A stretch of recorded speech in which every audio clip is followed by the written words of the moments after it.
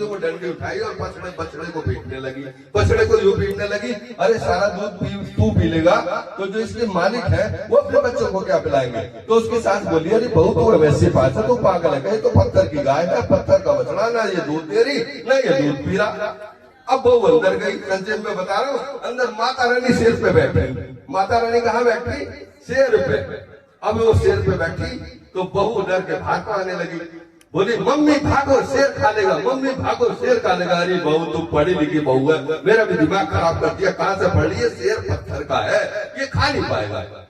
बस बहू ने कहा, माँ जब ये पत्थर की गाय दूध नहीं दे सकती, सासू माँ जब ये पत्थर की गाय दूध नहीं दे सकती, पत्थर का बछड़ा दूध नहीं भी दे सकता, पत्थर का शेर खा नहीं सकता, तो फिर इन पत्थरों को पूजने से फायदा क्या है? मैं तो तुम्हें ही पूज लूंगी, तुम्हें पूज लूंगी, बस इतना हो जाएगा।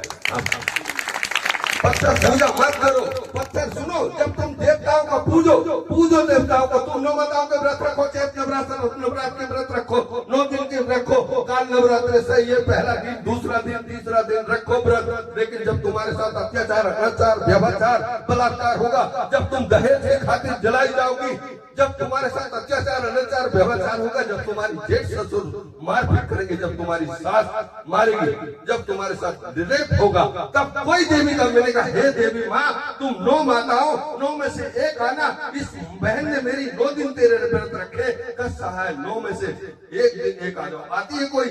नहीं आती ना। तब आते बाबा साहब, बाबा का संविधान, और अपराधी के विरुद्ध रपट लिखी जाती है और अपराधी सजा पाता है। बताओ बड़ा कौन है? बड़ा तो फिर खुशी को तो जाता है।